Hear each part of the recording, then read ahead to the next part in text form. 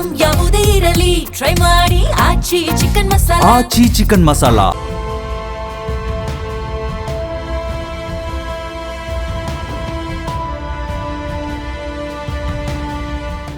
ನಮಸ್ಕಾರ. ಅಖಂಡ ಜ್ಯೋತಿಷ್ಯ ವಿಶೇಷ ಕಾರ್ಯಕ್ರಮಕ್ಕೆ ಸ್ವಾಗತ.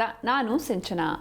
ಇವತ್ತಿನ ಸಂಚಿಕೆಯಲ್ಲಿ ಈ ದಿನದ ವಿಶೇಷತೆ, ರಾಶಿ ಭವಿಷ್ಯದ ಜೊತೆಗೆ ಏಕ ನಕ್ಷತ್ರ ಹಾಗೂ ಪಂಚಮಾರಿಷ್ಟ ನಕ್ಷತ್ರ ಜನನ ದೋಷದ ಬಗ್ಗೆ ತಿಳ್ಕೊಳ್ಳೋಣ.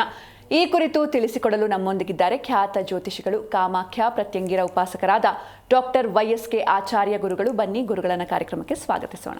ನಮಸ್ಕಾರ ಗುರುಜಿ, ಕಾರ್ಯಕ್ರಮಕ್ಕೆ ಸ್ವಾಗತ. ನಮಸ್ಕಾರಪ್ಪ. ಓಂ ಅಸ್ಮದ್ಗುರುಭ್ಯೋ ನಮಃ, ಅಸ್ಮತ್ಪರಮಗುರುಭ್ಯೋ ನಮಃ, ಅಸ್ಮತ್ಸರ್ವಗುರುಭ್ಯೋ ನಮಃ. ಹ್ರೀಂ ಭುವನೇಶಿ ಮಹಾಮಾಯೇ ಸೂರ್ಯಮಂಡಲರೂಪಿಣೀ ನಮಾಮಿ ವರದಂ ಶುಭಂ ಕಾಮಾಖ್ಯಾರೂಪಿಣೀ ಶಿವೇ. ಐಂ ಹ್ರೀಂ ಶ್ರೀಂ ಶ್ರೀಮಾತ್ರೇ ಲಲಿತಾಂಬಿಕಾಯೇ ನಮಃ. ಶ್ರೀ ವಿಷ್ಣುರೂಪಾಯ ನಮಃ ಶಂಕರಾಯ. ಗುರೂಜಿ, ಮೊದಲಿಗೆ ಈ ದಿನದ ವಿಶೇಷತೆ ಏನು ಅಂತ ತಿಳಿಸ್ಬಿಡಿ. ಖಂಡಿತ.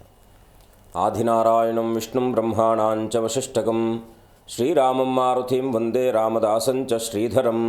ವಕ್ರತುಂಡ ಮಹಾಕಾಯ ಕೋಟಿಸೂರ್ಯ ಸಮಪ್ರಭಂ ನಿರ್ವಿಘ್ನಂ ಕುರು ಮೇ ದೇವ ಸರ್ವಕಾರ್ಯೇಷು ಸರ್ವದಾ. ಗಂ ಗಣಪತಯೇ ನಮಃ, ದುಂ ದುರ್ಗಾಯೇ ನಮಃ, ಗುಂ ಗುರುಭ್ಯೋ ನಮಃ. ಸಮಸ್ತ ವೀಕ್ಷಕರಿಗೂ, ದೇಶದ ಬೆನ್ನೆಲುಬಾದ ಪ್ರತಿಯೊಬ್ಬ ರೈತರಿಗೂ, ದೇಶವನ್ನು ಕಾಯುವಂತಹ ಸೇವಾನಿರತರಾದ ಎಲ್ಲ ಸೈನಿಕರಿಗೂ, ಹಾಗೆ ವಿಶೇಷವಾಗಿ ನಮ್ಮ ಎಲ್ಲರ ಜೀವನದುದ್ದಕ್ಕೂ ತಮ್ಮದೇ ಆದಂತಹ ಕೊಡುಗೆಯನ್ನು ಕೊಡ್ತಾ ಇರತಕ್ಕಂಥ ಎಲ್ಲ ಚಾಲಕ ಸಾರಥಿಗಳಿಗೂ ಕೂಡ ನನ್ನ ಆರಾಧ್ಯ ಮಾತೆಯಾದ ಮಾ ಕಾಮಾಖ್ಯ ಪ್ರತ್ಯಂಗಿರ ದೇವಿಯು ಸಂಪೂರ್ಣವಾಗಿರ್ತಕ್ಕಂಥ ಆರೋಗ್ಯವನ್ನು, ಸಮೃದ್ಧವಾದ ಬದುಕನ್ನು ಅನುಗ್ರಹಿಸಲಿ ಅಂತೇಳಿ ಜಗದಂಬೆಯ ಅಡಿದಾವರಗಳಿಗೆ ವಂದಿಸಿ ಅವಳಲ್ಲಿ ಅನನ್ಯವಾಗಿ ಪ್ರಾರ್ಥನೆ ಮಾಡಿ, ಇವತ್ತಿನ ದಿನವನ್ನು ನೋಡಿದಾಗ ವಿಶೇಷವಾಗಿ ಅಧಿಕ ಜ್ಯೇಷ್ಠ ಮಾಸದಲ್ಲಿ ಶುಕ್ಲ ಪಕ್ಷದ ಚೌತಿ ತಿಥಿ ಇರತಕ್ಕಂಥದ್ದು, ಆರಿದ್ರಾ ನಕ್ಷತ್ರ. ಇನ್ನು ಈ ಆರಿದ್ರಾ ನಕ್ಷತ್ರ ಬುಧವಾರ ವಿಶೇಷವಾಗಿ ಚೌತಿ ತಿಥಿಯುಕ್ತವಾಗಿ ಬಂದಾಗ, ಚೌತಿಗೆ ಮುಖ್ಯವಾಗಿ ಗಣಪತಿ ಕಾರಕನಾದರೆ ಆರಿದ್ರಾ ನಕ್ಷತ್ರಕ್ಕೆ ರಾಹು, ಜೊತೆಗೆ ಆರಿದ್ರಾ ನಕ್ಷತ್ರ ಪರಮೇಶ್ವರನಿಗೆ ಅತ್ಯಂತ ಪ್ರೀತಿಪಾತ್ರವಾಗಿರ್ತಕ್ಕಂಥ ನಕ್ಷತ್ರ. ಬುಧವಾರಕ್ಕೆ ಮಹಾವಿಷ್ಣು ಸಂಯೋಜನೆ ಇರ್ತಕ್ಕಂಥದ್ದು, ಪರಮೇಶ್ವರ ಮಹಾಗಣಪತಿ ಜೊತೆಗೆ ವಿಶೇಷವಾಗಿ ಮಹಾವಿಷ್ಣುವಿನ ಅನುಗ್ರಹ ಇರತಕ್ಕಂಥದ್ದು. ಹಾಗಾಗಿ ಏನು ಈ ಮೂರು ಜನದ ಪಾತ್ರ ನಮ್ಮ ಬದುಕಿನಲ್ಲಿ ಏನಿರುತ್ತಪ್ಪ ಅಂದರೆ, ಮೊದಲನೇದಾಗಿ ನಿವಾರಣೆ ಮಾಡತಕ್ಕಂಥ ಶಕ್ತಿ, ವಿಘ್ನಗಳನ್ನು ಕೊಡ್ತಕ್ಕಂಥವನು ವಿಘ್ನಹರ್ತೋ ವಿಘ್ನಕರ್ತ ಅಂಥೇಳಿ ಗಣಪತಿಯನ್ನು ಪ್ರಾರ್ಥನೆ ಮಾಡ್ತೀವಿ. ಹಾಗಾಗಿ ನಿಮ್ಮ ಎಲ್ಲ ವಿಘ್ನಾದಿಗಳು ಏನು, ಡಾಕ್ಟ್ರ್ ಓದಬೇಕು ಅಂದ್ಕೊಂಡಿರ್ತೀರಾ, ಲಾಯರ್ಸ್ ಓದಬೇಕು ಏನೋ ಈ ಮನಸ್ಸಿನಲ್ಲಿ ಓದಿಗೆ ಸಂಬಂಧಪಟ್ಟ ಹಾಗೆ ಜಿಜ್ಞಾಸೆಗಳಿದ್ದಂಥವರು. ಎರಡನೇದಾಗಿ ಸಾಲಕ್ಕೆ ಪ್ರಯತ್ನ ಪಡ್ತಾ ಇರ್ತೀರ, ಮನೆಗೆ ಸಾಲ ಬರಬೇಕು, ಸಾಲ ತೊಗೊಂಡು ಮನೆ ಕಟ್ಟಬೇಕು, ಸೈಟ್ ತೊಗೊಳ್ಬೇಕು, ಹೀಗೆ ಯಾರ ಹತ್ರನೂ ಸಾಲ ಕೇಳ್ತಾ ಇರ್ತೀರ. ಇದು ಮೂರನೇದಾಗಿ ಏನಪ್ಪ ಅಂದರೆ, ಮನೆಯಲ್ಲಿ ನಿರಂತರವಾಗಿ ಆರೋಗ್ಯದ ಸಮಸ್ಯೆಗಳು ಬರ್ತಾ ಇರತಕ್ಕಂಥದ್ದಾಗಿರುತ್ತೆ. ಈ ಮೂರಕ್ಕೂ ಕೂಡ ಸರ್ವಸಿದ್ಧಿ ಯೋಗಪ್ರದವಾಗಿರ್ತಕ್ಕಂಥ ದಿನ ಆರಿದ್ರಾ ನಕ್ಷತ್ರ, ಚೌತಿ, ವಿಶೇಷವಾಗಿ ಬುಧವಾರ. ನೀವೇನು ಮಾಡಬೇಕು, ಎಲ್ಲರ ಸ್ವರೂಪ, ಎಲ್ಲರ ಆಶೀರ್ವಾದ, ಎಲ್ಲರ ಅನುಗ್ರಹ ಇರತಕ್ಕಂಥದ್ದು ಯಾರ ಜೊತೆಗೆ ಅಂದರೆ, ಸಿದ್ಧಿ ಮತ್ತು ಬುದ್ಧಿಪ್ರದನಾಗಿರ್ತಕ್ಕಂಥ ಮಹಾಗಣಪತಿಯ ಸನ್ನಿಧಾನದಲ್ಲಿ ಇವತ್ತು ಏನು ಮಾಡಬೇಕು, ವಿಶೇಷವಾಗಿ ಸಾಂಬಶಿವನ ದರ್ಶನ ಮಾಡ್ತಕ್ಕಂಥದ್ದು ಅತ್ಯಂತ ಶ್ರೇಷ್ಠ. ಆದರೆ ಈ ಗಣಪತಿಯ ಆರಾಧನೆ ಮಾಡೋದರಿಂದ ವಿದ್ಯಾಭಂಗದಲ್ಲಿರ್ತಕ್ಕಂಥ ದೋಷಾದಗಳು ನಿವೃತ್ತಿ ಆಗುತ್ತೆ. ವಿಶೇಷವಾಗಿ ಹಣಕಾಸಿನ ವಿಚಾರದಲ್ಲಿ ಇವತ್ತಿನ ದಿವಸ ಸ್ಥಿರತೆ ಸಿಗ್ತಕ್ಕಂಥದ್ದಾಗುತ್ತೆ. ಮೂರನೇದಾಗಿ ಮನೆಯಲ್ಲಿ ಆರೋಗ್ಯದ ಸಮಸ್ಯೆಗಳು ಕೂಡ ನಿವೃತ್ತಿ ಆಗುತ್ತೆ. ಇದಕ್ಕೆ ಏನು ಮಾಡಬೇಕಪ್ಪ ಅಂದರೆ, ಎಳ್ಳು, ದೂರ್ವ ಅಂದರೆ ಗರಕೆ, ವಿಶೇಷವಾಗಿ ಗುಲಾಬಿ ಹೂವು, ಈ ಮೂರನ್ನು ಸಂಕಲ್ಪ ಮಾಡಿ, ನೀವು ಯಾರಿದ್ದರೂ ಕೂಡ ಈ ಮೂರರಲ್ಲಿ ಯಾವುದೇ ಒಂದು ಪ್ರಶ್ನೆ ಇದ್ದರೂ ಕೂಡ ಅನನ್ಯವಾಗಿ ಗಣಪತಿಯನ್ನು ಪ್ರಾರ್ಥನೆ ಮಾಡಿ, ವಕ್ರತುಂಡ ಮಹಾಕಾಯ ಕೋಟಿಸೂರ್ಯ ಸಮಪ್ರಭಂ ನಿರ್ವಿಘ್ನಂ ಕುರು ಮೇ ದೇವ ಸರ್ವಕಾರ್ಯೇಷು ಸರ್ವದಾ ಅಂತೇಳಿ ಗಣಪತಿಯ ಮೂಲ ಅಂದರೆ ಈ ಒಂದು ಬೀಜಾಕ್ಷರ ಮಂತ್ರಯುಕ್ತವಾಗಿರ್ತಕ್ಕಂಥ ಸ್ತೋತ್ರಮಾಲಾ ಮಂತ್ರ ಅಂತೇಳಿ ಕರಿತೀವಿ. ಹಾಗಾಗಿ ಈ ಮಂತ್ರವನ್ನು ಎಲ್ರಿಗೂ ಸರ್ವೇ ಸಾಮಾನ್ಯವಾಗಿ ಈ ಮಂತ್ರ ಬರ್ತಕ್ಕಂಥದ್ದಾಗಿರುತ್ತೆ. ಹಾಗಾಗಿ ಮಂತ್ರದ ಉಚ್ಚಾರವನ್ನು 186 ಬಾರಿ ಈ ಮಂತ್ರವನ್ನು ಸ್ಮರಣೆ ಮಾಡಿ ಮನನ ಮಾಡಿಕೊಂಡು ಗಣಪತಿಯ ಸನ್ನಿಧಾನದಲ್ಲಿ ಕೊಟ್ಟು ದೂರ್ವಾರ್ಚನೆಯನ್ನು ಮಾಡ್ಕೊಂಡು ಬನ್ನಿ. ಖಂಡಿತ ನಿಮ್ಮ ಕೆಲಸ ಅತಿ ಶೀಘ್ರದಲ್ಲಿ ಅದು ನಿಮಗೆ ಶುಭ ಫಲವನ್ನು ಕೊಡ್ತಕ್ಕಂಥದ್ದಾಗುತ್ತೆ. ಅನುಭವದ ಮಾತು ಮಾಡಿ, ಒಳ್ಳೆಯದಾಗಲಿ. ಖಂಡಿತ ಗುರುಜಿ. ಈಗ ದ್ವಾದಶ ರಾಶಿಗಳ ಫಲವನ್ನು ತಿಳ್ಕೊಳ್ಳೋಣ. ಮೊದಲಿಗೆ ಮೇಷ ರಾಶಿಯ ಈ ದಿನದ ಭವಿಷ್ಯ ಹೇಗಿದೆ ಗುರುಜಿ? ಗ್ರಹಗಳಲ್ಲಿ ಬಹಳ ಮುಖ್ಯವಾಗಿ ಬದಲಾವಣೆ ಆಗ್ತಾ ಇರುತ್ತೆ. ವಿಶೇಷವಾಗಿ 4 ಗ್ರಹಗಳು, ರಾಹುಕೇತುಗಳು ಮತ್ತು ಶನಿ ಮತ್ತು ಗುರುವಿನನ್ನು ಹೊರತುಪಡಿಸಿ ಉಳಿದ ಗ್ರಹಗಳು ಪರಿವರ್ತನೆ ಆಗ್ತಾ ಇರತಕ್ಕಂಥ ಸಂಕ್ಷಿಪ್ತ ಸಮಯದಲ್ಲೂ ಕೂಡ ಚಲನೆ ಆಗ್ತಾ ಇರತಕ್ಕಂಥದ್ದಾಗಿರುತ್ತೆ. ಹಾಗಾಗಿ ಇವತ್ತಿನ ಮೇಷರಾಶಿಯ ಫಲವನ್ನು ನೋಡಿದಾಗ ವಿಶೇಷವಾಗಿ ಗ್ರಹಗಳ ಪ್ರಾರ್ಥನೆ, ಮೇಷರಾಶಿಯ ಫಲ ಇವತ್ತಿನ ದಿವಸ ತಿಳ್ಕೊಳ್ಳೋಣ. ಓಂ ನಮಃ ಸೂರ್ಯಾಯ ಚಂದ್ರಾಯ ಮಂಗಳಾಯ ಬುಧಾಯ ಚ ಗುರುಶುಕ್ರ ಶನಿಭ್ಯಶ್ಚ ರಾಹವೇ ಕೇತುವೆ ನಮಃ. ಪ್ರಿಯಂಗು ಕುಳಿಕಾ ಶ್ಯಾಮಂ ರೂಪೇಣ ಪ್ರತಿಮಾಂ ಬುಧಂ ಸೌಮ್ಯಂ ಸೌಮ್ಯಗುಣೋಪೇತಂ ತಂ ಬುಧಂ ಪ್ರಣಮಾಮ್ಯಹಂ. ಓಂ ಆದಿತ್ಯಾದಿನವಗ್ರಹ ದೇವತಾಭ್ಯೋ ನಮಃ. ಓಂ ಭಂ ಬುಧಗ್ರಹಾಯ ನಮಃ. ಬಂಧು ಮಿತ್ರರ ಆಗಮನ ಆಗ್ತಕ್ಕಂಥದ್ದಾಗಿರುತ್ತೆ ಮೇಷರಾಶಿಯವರಿಗೆ. ವೃತ್ತಿರಂಗದಲ್ಲಿ, ಉದ್ಯೋಗದಲ್ಲಿ ಸುವರ್ಣಾವಕಾಶಗಳು ಸಿಗ್ತಕ್ಕಂಥದ್ದು, ಆಸ್ತಿ ಖರೀದಿ ಮಾಡುವಂತಹ ಸುಯೋಗ ಇರತಕ್ಕಂಥದ್ದು. ಇವತ್ತಿನ ದಿವಸ ಮಕ್ಕಳ ಸಹಕಾರ ಸಿಗ್ತಕ್ಕಂಥದ್ದಾಗಿರುತ್ತೆ ಮೇಷರಾಶಿಯವರಿಗೆ. ಆದರೆ ಸ್ವಲ್ಪ ಅಣ್ಣ ತಮ್ಮಂದಿರ ಮಧ್ಯದಲ್ಲಿ ಏನಾದರೂ ಸಣ್ಣದಾಗಿರ್ತಕ್ಕಂಥ ಕಲಹಗಳಾಗ್ತಕ್ಕಂಥದ್ದಾಗಿರುತ್ತೆ, ಎಚ್ಚರವಹಿಸಿ. ಮೇಷರಾಶಿಯವರು ಇವತ್ತಿನ ದಿವಸ ಗಣಪತಿಯ ಪ್ರಾರ್ಥನೆ, ಓಂ ಗಂ ಗಣಪತಿಯೇ ನಮಃ ಅಂತೇಳಿ ಗಣಪತಿಯ ಮಂತ್ರೋಚ್ಚಾರದಿಂದ ಇನ್ನಷ್ಟು ಮಂಗಳವನ್ನು ಕಾಣ್ತಕ್ಕಂಥ ಸುಯೋಗ ಇರತಕ್ಕಂಥದ್ದಾಗಿರುತ್ತೆ. ಮುಂದಿನ ರಾಶಿ ವೃಷಭ ರಾಶಿ. ಸರ್ಕಾರದ ಕೆಲಸ ಕಾರ್ಯಾದಿಗಳಲ್ಲೂ ಕೂಡ ಇವತ್ತಿನ ದಿವಸ ಸತ್ಫಲವನ್ನು ಕಾಣ್ತಕ್ಕಂಥದ್ದು. ಎಷ್ಟೋ ದಿನಗಳಿಂದ ಆ ಒಂದು ಕೆಲಸದಲ್ಲಿ ವಿಳಂಬ ಆಗ್ತಾ ಇರ್ತಕ್ಕಂಥದ್ದಾಗಿರುತ್ತೆ. ಇವತ್ತು ಆ ಕಾರ್ಯಾದಿಗಳನ್ನು ಪ್ರಯತ್ನ ಪಟ್ಟಾಗ ಅದು ಡಾಕ್ಯುಮೆಂಟ್ರಿ ಇರ್ಬೋದು, ಸರ್ಕಾರದಿಂದ ಬರಬೇಕಾಗಿರ್ತಕ್ಕಂಥ ಹಣ ಇರ್ಬೋದು, ಯಾವುದಾದ್ರೂ ಕೂಡ ಸರ್ಕಾರದಿಂದ ಲಾಭ ಆಗ್ತಕ್ಕಂಥದ್ದಾಗಿರುತ್ತೆ. ಮಿತ್ರರ ಸಹಕಾರ ಸಿಗ್ತಕ್ಕಂಥದ್ದು. ಇವತ್ತಿನ ದಿವಸ ದಾನ ಧರ್ಮಾದಿಗಳಲ್ಲಿ ನಿಮ್ಮನ್ನು ತೊಡಗಿಸಿಕೊಂಡಾಗ ಏನಾದರೂ ಅಶಕ್ತರಿಗೆ ನಿಮ್ಮ ಶಕ್ತ್ಯಾನುಸಾರದಲ್ಲಿ ಏನಾದರೂ ಸಹಾಯವನ್ನು ಮಾಡುವಂಥ ವ್ಯವಸ್ಥೆಯನ್ನು ವೃಷಭ ರಾಶಿಯವರು ಮಾಡಿಕೊಂಡಾಗ ಖಂಡಿತ ಶುಭವಾಗುತ್ತೆ. ಇವತ್ತಿನ ದಿವಸ ವಿಶೇಷವಾಗಿ ಮಹಾವಿಷ್ಣುವಿನ ದರ್ಶನ, ಶ್ರೀರಾಮನ ದರ್ಶನ ಮಾಡ್ತಕ್ಕಂಥದ್ದು ವೃಷಭ ರಾಶಿಯವರಿಗೆ ಇನ್ನಷ್ಟು ಶುಭವನ್ನು ತರುತ್ತೆ. ಮುಂದಿನ ರಾಶಿ ಮಿಥುನ ರಾಶಿ. ಸ್ತ್ರೀಯರಿಂದ ಸಹಕಾರ ಸಿಗ್ತಕ್ಕಂಥದ್ದಾಗಿರುತ್ತೆ. ಗುರುಗಳ ದರ್ಶನ ಮಾಡತಕ್ಕಂಥದ್ದು. ವಿಶೇಷವಾಗಿ ಯಾವುದೋ ಒಂದು ವಿಚಾರದಲ್ಲಿ ನಿಮ್ಮ ಮನಸ್ಸಿನಲ್ಲಿರ್ತಕ್ಕಂಥ ಆ ಒಂದು ಪ್ರಯತ್ನ ಕಾರ್ಯಾದಿಗಳಲ್ಲಿ ಸತ್ಫಲವನ್ನು ಕಾಣ್ತಕ್ಕಂಥದ್ದಾಗಿರುತ್ತೆ ಗುರುಗಳ ಅನುಗ್ರಹದಿಂದ. ಇವತ್ತಿನ ದಿವಸ ಸಜ್ಜನರ ಸಹವಾಸ ಸಿಗ್ತಕ್ಕಂಥದ್ದು. ಬಂಧುಗಳು ಅಥವಾ ಹಿರಿಯರ ಒಂದು ಸನ್ಮಾನಾದಿಗಳು ಕೂಡ ಹಿರಿಯರಿಂದ ಏನಾದರೂ ನಿಮಗೆ ಗೌರವ ಸಿಗ್ತಕ್ಕಂಥದ್ದಾಗಿರುತ್ತೆ ಮಿಥುನ ರಾಶಿಯವರಿಗೆ. ಇವತ್ತಿನ ದಿವಸ ಮಿಥುನ ರಾಶಿಯವರು ಇನ್ನಷ್ಟು ಮಂಗಳವನ್ನು ಕಾಣಬೇಕಾದರೆ ವಿಶೇಷವಾಗಿ ಗಣಪತಿಯ ಪ್ರಾರ್ಥನೆ, ಸಾಧ್ಯವಾದರೆ ಗಣಪತಿ ಅಥರ್ವ ಶೀರ್ಷ ಮಂತ್ರವನ್ನು ಆಲಿಸುವ ಅಥವಾ ಪಠಿಸುವ ಪ್ರಯತ್ನವನ್ನು ಪಟ್ಟಾಗ ಖಂಡಿತ ಶುಭವಾಗುತ್ತೆ. ಮುಂದಿನ ರಾಶಿ ಕಟಕ ರಾಶಿ. ವಿಶೇಷವಾಗಿ ವೃತ್ತಿರಂಗದಲ್ಲಿ ಹೊಸ ಅವಕಾಶಗಳು ಸಿಗ್ತಕ್ಕಂಥದ್ದಾಗಿರುತ್ತೆ. ಸಂಪತ್ತಿನಲ್ಲಿ ವೃದ್ಧಿ ಆಗ್ತಕ್ಕಂಥದ್ದು. ಸ್ವಲ್ಪ ಮನೆಯಲ್ಲಿರ್ತಕ್ಕಂಥ ಹೆಣ್ಣು ಮಕ್ಕಳಿಗೆ ಏನಾದರೂ ಸಣ್ಣ ಪುಟ್ಟದಾದಂಥ ತರ್ಚುಗಾಯಗಳಾಗ್ತಕ್ಕಂಥದ್ದಾಗಿರುತ್ತೆ, ಸ್ವಲ್ಪ ಎಚ್ಚರವಹಿಸಿ. ದಾಯಾದಿಗಳ ಸಹಕಾರ ಸಿಗ್ತಕ್ಕಂಥದ್ದು. ಇವತ್ತಿನ ದಿವಸ ಕೈಗೊಂಡ ಕೆಲಸ ಕಾರ್ಯಾದಿಗಳಲ್ಲಿ ಸತ್ಫಲವನ್ನು ಕಾಣ್ತಕ್ಕಂಥ ಸುಯೋಗ ಇರತಕ್ಕಂಥದ್ದು ಕಟಕರಾಶಿಯವರಿಗೆ. ಎಲ್ಲ ಕೆಲಸ ಕಾರ್ಯಗಳು ಕೂಡ ನಿಮಗೆ ಸುಖದಾಯಕವಾಗಿರಲಿ ಅಂತೇಳಿ ಪ್ರಾರ್ಥಿಸುತ್ತಾ ಇವತ್ತಿನ ಕಟಕರಾಶಿಯವರು ವಿಶೇಷವಾಗಿ ಗುರುಗಳ ದರ್ಶನ ಮಾಡಿ, ಮೇಧಾ ದಕ್ಷಿಣಾಮೂರ್ತಿ, ಮಹಾವಿಷ್ಣುವಿನ ಪ್ರಾರ್ಥನೆ ಇನ್ನಷ್ಟು ಮಂಗಳವಾಗ್ತಕ್ಕಂಥದ್ದಾಗುತ್ತೆ. ಖಂಡಿತ ಗುರುಜಿ, ಈ ಬಗ್ಗೆ ಮಾತಾಡ್ತಾ ಹೋಗೋಣ. ಒಬ್ರು ಕಾಲರ್ ಇದ್ದಾರೆ, ಬಸವರಾಜ್ ಅಂತ. ನಮಸ್ತೆ. ನಮಸ್ತೆ. ಎಲ್ಲಿಂದ ಕಾಲ್ ಮಾಡ್ತಿದ್ದೀರಾ? ಯಾರ ಬಗ್ಗೆ ಕೇಳಬೇಕಿತ್ತು? ನನ್ನ ಮಗಳ ಬಗ್ಗೆ ಕೇಳಬೇಕಾಗಿತ್ತು. 1 ರಿಂದ 30 ಒಂದು ಸಂಖ್ಯೆ ಹೇಳಿ ಸರ್. 25. 25. ಓಕೆ, ಗುರೂಜಿ ಇದ್ದಾರೆ, ಮಾತನಾಡಿ. ನಮಸ್ಕಾರ, ಹೇಗಿದ್ದೀರಾ? ಆರೋಗ್ಯವಾಗಿದ್ದೀವಿ.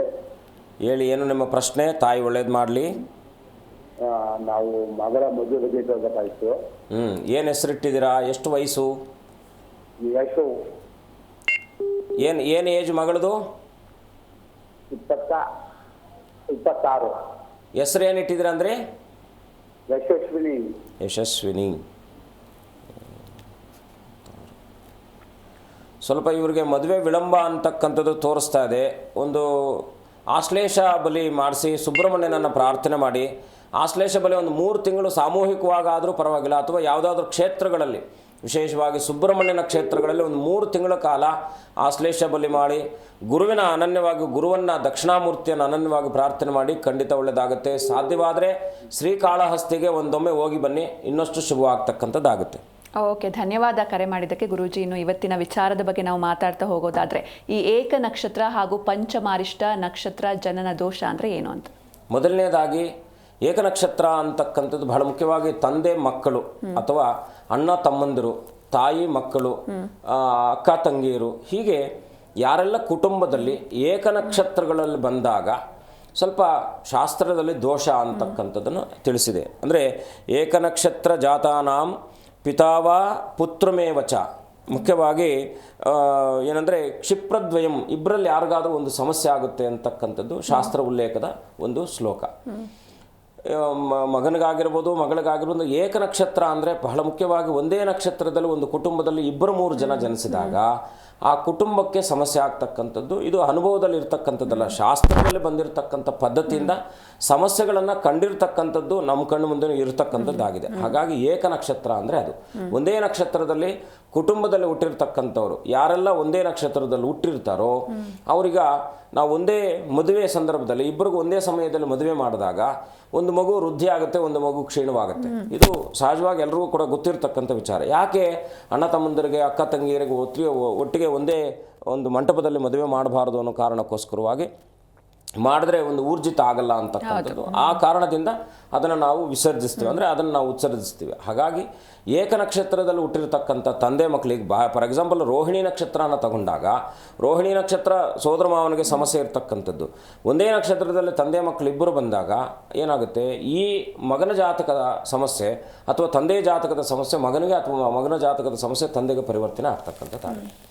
ಅಲ್ಲಿ ಏನಾಗುತ್ತೆ, ಮಕ್ಕಳು ಈಗ ಬಾಲಾರಿಷ್ಟ ದೋಷ ಅಂದರೆ ಮುಖ್ಯವಾಗಿ ಅಲ್ಪಾಯುವಾಗಿ ಹೋಗ್ತಕ್ಕಂಥ ಒಂದು ತೊಂದರೆಗಳು ಬರ್ತಕ್ಕಂಥದ್ದಾಗಿರುತ್ತೆ. ಇನ್ನು ಪಂಚಮಾರಿಷ್ಟ ಅಂದರೆ ಬಹಳ ಮುಖ್ಯವಾಗಿ ನಾವು ಈ ಒಂದು 5 ವಿಷಯಗಳಲ್ಲಿ ಪಂಚಮಾರಿಷ್ಟ ನಾವು ಏನಪ್ಪ ಅಂದರೆ ಗಂಡಮೂಲ ನಕ್ಷತ್ರಗಳಂತ ಕರಿತೀವಿ. ಈ ಗಂಡಮೂಲ ನಕ್ಷತ್ರಗಳಲ್ಲಿ ಜನಿಸಿರ್ತಕ್ಕಂಥವ್ರು ಬಹಳ ಮುಖ್ಯವಾಗಿ ಪಂಚಮಾರಿಷ್ಟ ದೋಷಕ್ಕೆ ಯಾಕೆ ಒಳಪಡ್ತಾರೆ ಅಂದರೆ, ಈ ಪಂಚಮಾರಿಷ್ಟ ಅಂದರೆ ಆದ್ಯ ದೋಷ ಅಂತಕ್ಕಂಥದ್ದು, ಎರಡನೇದಾಗಿ ಪಿತೃದೋಷ, ಮೂರನೇದಾಗಿ ಮೂಲದೋಷ ಮತ್ತು ಜ್ಯೇಷ್ಠ ದೋಷ, ಇನ್ನು ಸರ್ಪದೋಷ ಅಂತಕ್ಕಂಥದ್ದು. ಇದು 5 ರೀತಿಯಾಗಿರ್ತಕ್ಕಂಥ ಪಂಚಮಾರಿಷ್ಟ ದೋಷಗಳು ಬರ್ತಕ್ಕಂಥದ್ದಾಗಿರುತ್ತೆ. ಆದ್ಯ ದೋಷಕ್ಕೊಂದು ಕರ್ತವ್ಯ ಅಂದರೆ ಕೇತುವಿನ ನಕ್ಷತ್ರಗಳಾದಂಥ ಅಶ್ವಿನಿ ಮಖ ಮೂಲ ನಕ್ಷತ್ರ, ಬುಧನ ನಕ್ಷತ್ರಗಳಾಗಿರ್ತಕ್ಕಂಥ ಜ್ಯೇಷ್ಠ ಮತ್ತು ಆಶ್ಲೇಷ ನಕ್ಷತ್ರಗಳಲ್ಲಿ ಜನಿಸಿದಂಥವರಿಗೆ ಈ ಪಂಚಮಾರಿಷ್ಟ ದೋಷ ಬರ್ತಕ್ಕಂಥದ್ದಾಗುತ್ತೆ. ಇದರಿಂದ ಏನೆಲ್ಲ ಆಗುತ್ತೆ ಅನ್ನೋದನ್ನು ಮುಂದಿನ ಭಾಗದಲ್ಲಿ ತಿಳ್ಕೊಳ್ಳೋಣ. ಖಂಡಿತ ಗುರುಜಿ, ಈ ಬಗ್ಗೆ ಮಾತಾಡ್ತಾ ಹೋಗೋಣ. ಒಬ್ರು ಕಾಲರ್ ಇದ್ದಾರೆ, ಶಿವಶಂಕರಪ್ಪ ಅಂತ, ಮಾತಾಡ್ಸ್ಬಿಡೋಣ. ನಮಸ್ತೆ. ನಮಸ್ತೆ ಮೇಡಮ್. ಎಲ್ಲಿಂದ ಕಾಲ್ ಮಾಡ್ತಿದ್ದೀರಾ? ಕೊಪ್ಪಳ ಜಿಲ್ಲೆ ಮೇಡಮ್. ಯಾರ ಬಗ್ಗೆ ಕೇಳಬೇಕಿತ್ತು? ನಮ್ಮ ಮಗಳ ಬಗ್ಗೆ. 1ರಿಂದ 30 ಒಂದು ಸಂಖ್ಯೆ ಹೇಳಿ. 1ರಿಂದ 30, 16. ಓಕೆ, ಗುರೂಜಿ ಇದ್ದಾರೆ, ಮಾತನಾಡಿ. ನಮಸ್ಕಾರ, ಹೇಗಿದ್ದೀರಾ? ನಮಸ್ಕಾರ, ಹೇಳಿ, ಏನು ನಿಮ್ಮ ಪ್ರಶ್ನೆ ಏನಿದೆ? ನಮ್ಮ ಮಗಳು ಸ್ವಲ್ಪ ಮದುವೆ ಆಗತ್ತಾ ಇಲ್ಲೋ ಏನೋ ನೋಡ್ಬೇಕಂತ ಕೇಳಿ. ಏನು ಹೆಸರಿಟ್ಟಿದ್ದೀರಾ? ಎಷ್ಟು ಏಜು? ಅನಿತಾ ನಕ್ಷತ್ರ. ಅನಿತಾ ಅಂತೇಳಿ. ಹಾಂ, ಎಷ್ಟು ಏಜ್ ಈಗ? 26. ಈ ವರ್ಷ ಆಗುತ್ತೆ, ಏನು ಚಿಂತೆ ಮಾಡುವ ಅಗತ್ಯ ಇಲ್ಲ. ಸ್ವಲ್ಪ ಕುಲದೇವರ ಪ್ರಾರ್ಥನೆ ಮಾಡ್ಕೊಳ್ಳಿ.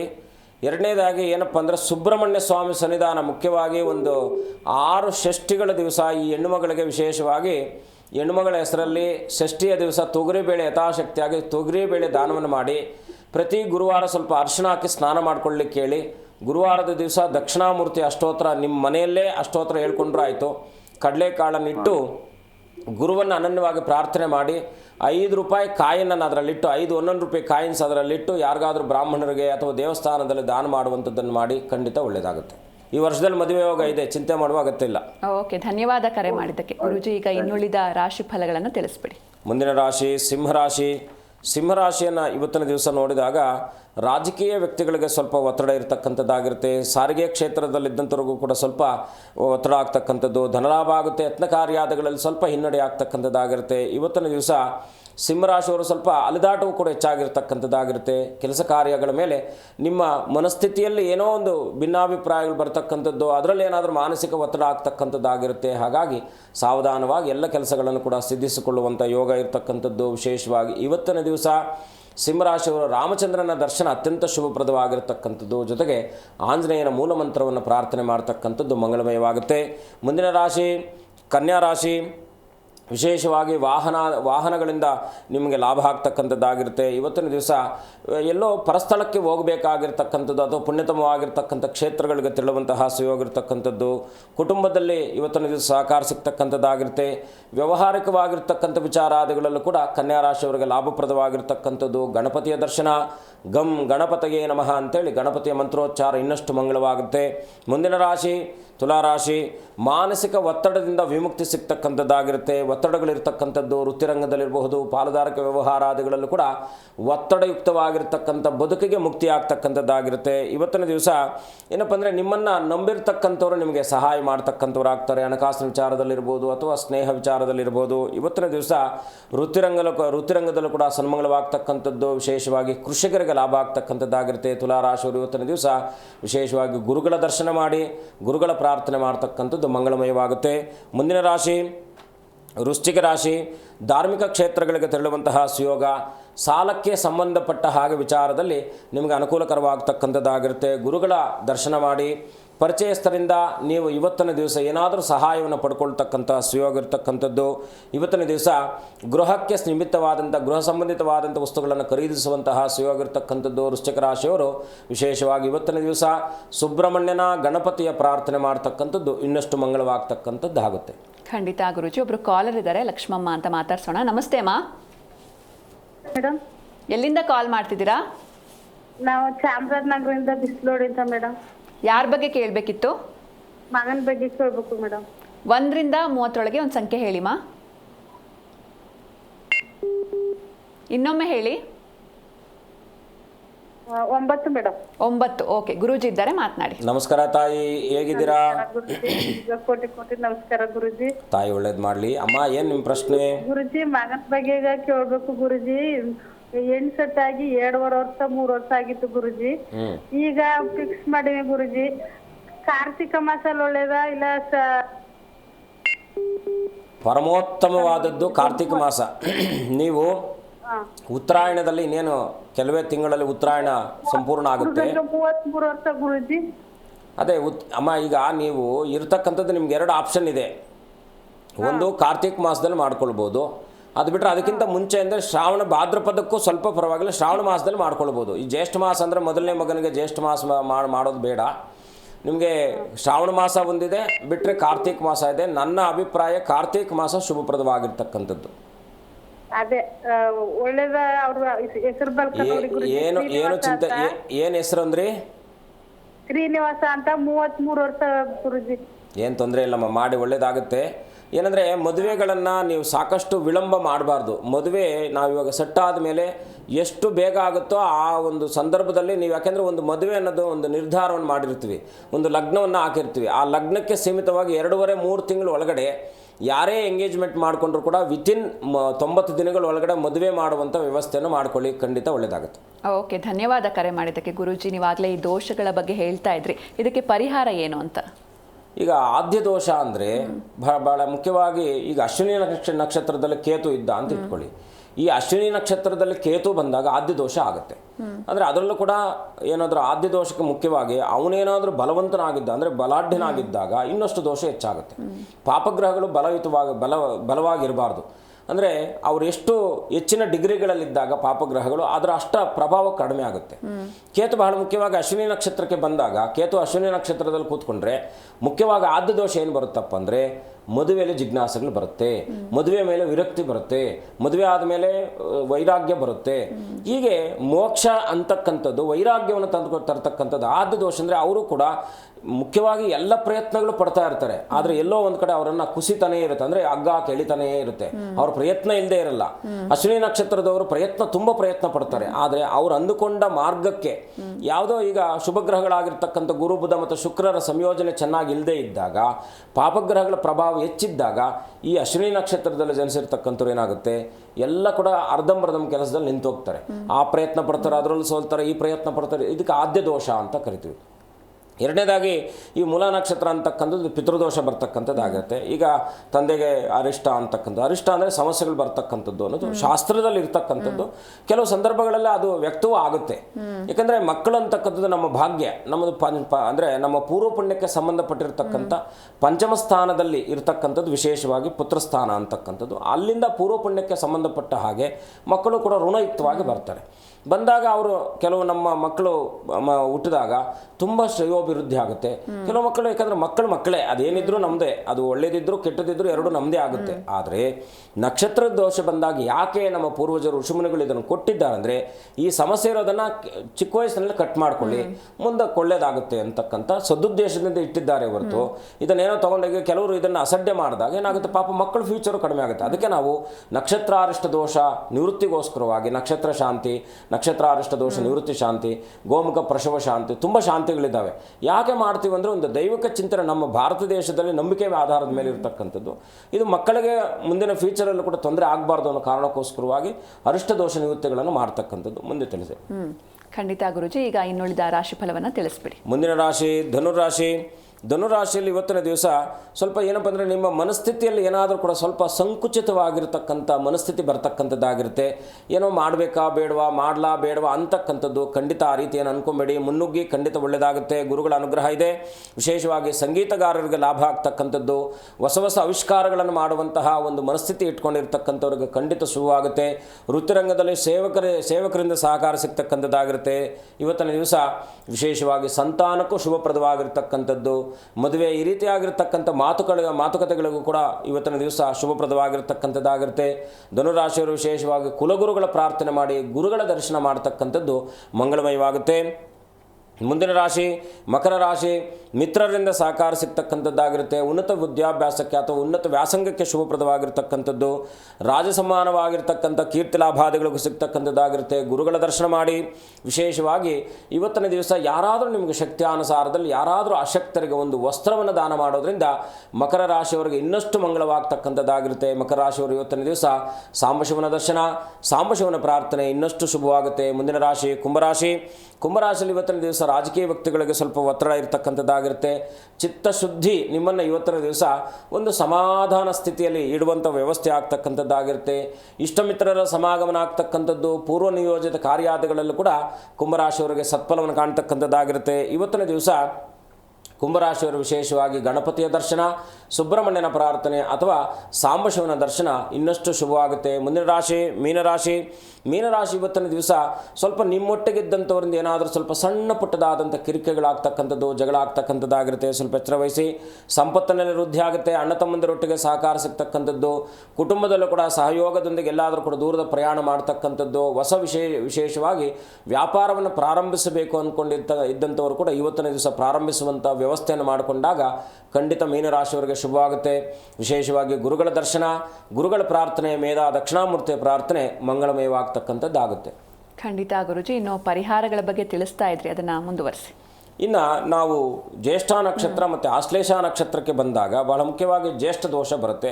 ಎರಡನೇದಾಗಿ ಏನಪ್ಪ ಅಂದರೆ, ಈಗ ಜ್ಯೇಷ್ಠ ಅಂದರೆ ಮೊದಲನೇದು ಅಂತ.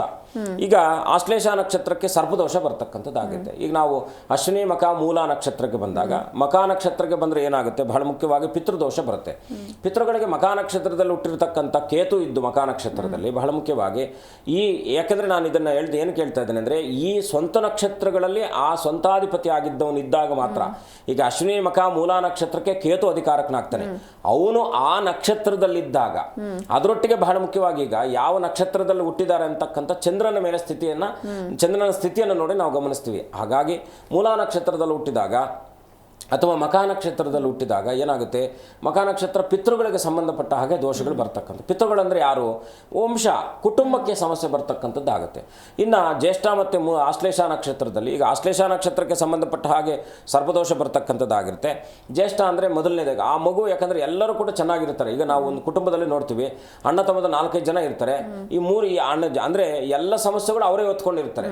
ಜ್ಯೇಷ್ಠ ನಕ್ಷತ್ರದಲ್ಲಿ ಬುಧನಿದ್ದಾಗ, ಅದನ್ನು ಕೂಡ ನಾನು ಹೇಳ್ತಾ ಇರೋದು, ಜ್ಯೇಷ್ಠ ನಕ್ಷತ್ರದಲ್ಲಿ ಬುಧ ಮತ್ತು ಚಂದ್ರನ ಸಂಯೋಜನೆ ಇದ್ದು ಆ ಬುಧನೇ ಅಲ್ಲಿದ್ದಾಗ ಅವ್ರಿಗೇನಾಗುತ್ತೆ, ಅವನ ಪಾಪ ತುಂಬ ಚೆನ್ನಾಗಿ ಕಷ್ಟಪಟ್ಟಿರ್ತಾನೆ.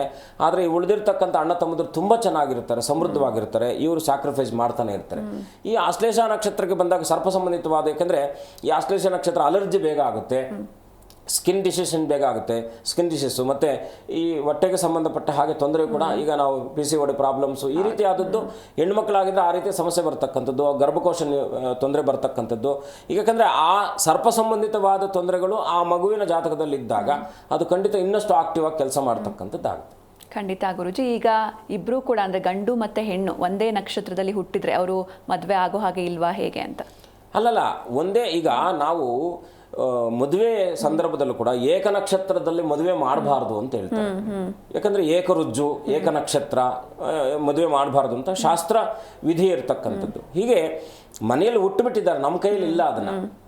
ಹಾಗಾಗಿ ಇಬ್ಬರು ಕೂಡ ಅಭಿವೃದ್ಧಿ ಆಗಬೇಕು, ಇಬ್ಬರು ಕೂಡ ಶ್ರೇಯೋಭಿವೃದ್ಧಿ ಆಗಬೇಕು, ಇಬ್ಬರ ಬದುಕು ಚೆನ್ನಾಗಿರಬೇಕು ಅಂತ ಆದಾಗ ಅದಕ್ಕೆ ಸಂಬಂಧಪಟ್ಟಂಥ ಶಾಂತಿಗಳು ಆಗಾಗ ಮಾಡಿಸ್ಕೊಳ್ತಾ ಇರಬೇಕು. ಈಗ ದಾನ ಧರ್ಮಗಳು ಶ್ರೇಷ್ಠವಾಗಿರ್ತಕ್ಕಂಥದ್ದು. ನೀವು ಈ ಪುಣ್ಯತಮವಾಗಿರ್ತಕ್ಕಂಥ ವಿಷಯ ಬುಧನೇನಾದರೂ ಬಂದರೆ ನೀರೋಸಕ್ಕೆ ಸಂಬಂಧಪಟ್ಟಿರ್ತಕ್ಕಂಥದ್ದು, ಆಪರೇಷನ್ಗೆ ಸಂಬಂಧಪಟ್ಟಿರ್ತಕ್ಕಂಥದ್ದು, ಔಷಧಿಗಳಿಗೆ ಸಂಬಂಧಪಟ್ಟಿರ್ತಕ್ಕಂಥದ್ದು ದಾನ ಮಾಡ್ತಾ ಇದ್ದರೆ ಅದೇನಾಗುತ್ತೆ, ಈಗ ಅವ್ರ ಸಂಪಾದನೆಯಲ್ಲಿ ಈಗ ತಂದೆ ಈ ರೀತಿ ಸಮಸ್ಯೆ ಇದೆ, ಮಕ್ಕಳಿಗೂ ಶ್ರೇಯೋಭಿವೃದ್ಧಿ, ಯಾಕಂದರೆ ಪ್ರತಿಯೊಬ್ಬ ತಂದೆ ತಾಯಿ ಮಕ್ಕಳು ಚೆನ್ನಾಗಿರ್ಲತಕ್ಕ ಅನ್ನುವಂಥ ಮನೋಭಾವನೆಯಲ್ಲಿ ಇರ್ತಾರೆ. ಒಂದು 10 ರೂಪಾಯಿ ಸಂಪಾದನೆಯಲ್ಲಿ ಯಾವುದಾದ್ರೂ ಔಷಧಿಗಳಿಗೆ ಕೊಡ್ತಕ್ಕಂಥದ್ದು, ಹಾಸ್ಪಿಟ್ಲ್ಗಳಿಗೆ ಸಹಾಯ ಮಾಡ್ತಕ್ಕಂಥದ್ದು, ಈ ಸಿಜರಿನ್ ಅಂದರೆ ಆಪ್ರೇಷನ್ ಆಗ್ತಾ ಇರ್ತಕ್ಕಂಥ ಸಂದರ್ಭಗಳಲ್ಲಿ ಅವ್ರಿಗೆ ಸಹಾಯ ಮಾಡ್ತಕ್ಕಂಥದ್ದು ತುಂಬ ಉತ್ತಮ.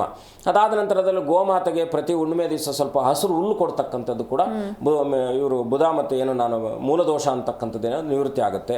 ಹೀಗೆ ಪರಿಹಾರಗಳು ನಮ್ಮ ಸುತ್ತಮುತ್ತ ಪ್ರಕೃತಿಯಲ್ಲೇ ಇದೆ, ಮತ್ತು ಪೂರ್ವಜರು ಅದನ್ನು ನಿಖರವಾಗಿ ಕೊಟ್ಟೋಗಿದ್ದಾರೆ.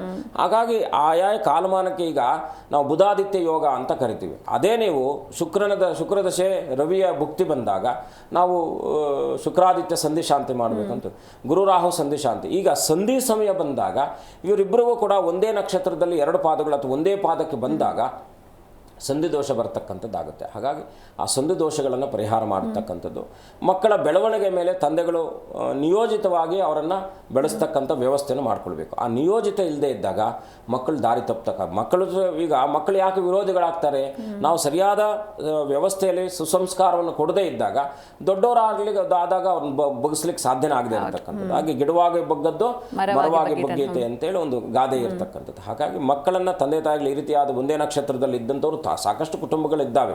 ಅಂಥವ್ರು ಬೇಕಾದ್ರೆ ಇದನ್ನು ಪರಿಶೀಲನೆ ಮಾಡ್ಕೊಳ್ಳಿ. ಅವ್ರು ಏನು ಮಾಡಬೇಕು, ಸೌಮ್ಯತೆಯನ್ನು ತಗೊಳ್ಬೇಕು, ಮಕ್ಕಳ ಮೇಲೆ ಪ್ರೀತಿ ವಿಶ್ವಾಸದಿಂದ ಮಾತನಾಡ್ತಕ್ಕಂಥ ವ್ಯವಸ್ಥೆ ಮಾಡ್ಕೊಳ್ಬೇಕು. ಮಕ್ಕಳನ್ನು ಮಾತಿಗೆ ಮುಂಚೆ ಬೈಯತಕ್ಕಂಥದ್ದು, ಅವರನ್ನು ರೂಢವಾಗಿ ಮಾತನಾಡ್ತಕ್ಕಂಥದ್ದು ಮಾಡ್ಬೋದು. ತಂದೆ ತಾಯಿಗಳನ್ನು ಮಕ್ಕಳು ಕೂಡ, ಯಾಕಂದರೆ ಇಲ್ಲಿ ತನಕ ಈಗ ನಮಗೆಲ್ಲ ಅರಿವಿದೆ, ಪ್ರತಿಯೊಂದು ಅರಿವಿದೆ. ಮನುಷ್ಯನಿಗೆ ಅರಿವಿಲ್ಲದೆ ಮಾಡೋ ಯಾವುದೂ ಕೆಲಸ ಇಲ್ಲ, ಎಲ್ಲ ಅರಿವಿದ್ದೇ ಮಾಡ್ತಾನೆ. ಅವ್ನು ಕಳ್ತನ ಮಾಡಿದ್ರು ಅರಿವಿದ್ದೇ ಮಾಡ್ತಾನೆ, ಮೋಸ ಮಾಡಿದ್ರು ಅರಿವಿದ್ದೇ ಮಾಡ್ತಾನೆ, ಎಲ್ಲವನ್ನೂ ಅರಿವಿಂದ ಮಾಡ್ತಾ ಇರ್ತಕ್ಕಂಥ ಅವನ ಅಲ್ಲಿಗೆ ಕರ್ಮವನ್ನು ಕಟ್ಕೊಳ್ತಾ ಇದ್ದಾನೆ ಅಂತ ಅರ್ಥ. ಹಾಗಾಗಿ ತಂದೆ ತಾಯಿಗಳನ್ನು ಪೂಜ್ಯನೀಯವಾಗಿ ಕಾಣ್ತಕ್ಕಂಥದ್ದು, ಗುರು ಹಿರಿಯರನ್ನು ಒಂದು ಗೌರವಯುತವಾಗಿ ನಡೆಸ್ಕೊಳ್ತಕ್ಕಂಥದ್ದು ಕೂಡ ಮಕ್ಕಳ ಕರ್ತವ್ಯ ಆಗಿರ್ತಕ್ಕಂಥದ್ದು ಆಗುತ್ತೆ. ಖಂಡಿತ ಗುರುಜಿ, ಇನ್ನು ಇಷ್ಟು ಹೊತ್ತು ಸಾಕಷ್ಟು ವಿಷಯಗಳನ್ನ ತಿಳಿಸ್ಕೊಟ್ರಿ, ಧನ್ಯವಾದಗಳು. ಶುಭಂ ಭೂಯಾತ್, ಲೋಕ ಸಮಸ್ತ ಸುಖಿನೋ ಭವಂತು. ನೋಡಿದ್ರಲ್ವಾ ವೀಕ್ಷಕರೇ, ಇವತ್ತಿನ ಸಂಚಿಕೆಯಲ್ಲಿ ಬಹಳಷ್ಟು ಮಾಹಿತಿಯನ್ನು ತಿಳ್ಕೊಂಡ್ವಿ. ಮತ್ತೆ ಮುಂದಿನ ಸಂಚಿಕೆಯಲ್ಲಿ ಭೇಟಿಯಾಗೋಣ. ನೋಡ್ತಾ ಇರಿ ಜೀ ಕನ್ನಡ ನ್ಯೂಸ್, ಸತ್ಯವೇ ಸುದ್ದಿಯ ಜೀವಾಳ.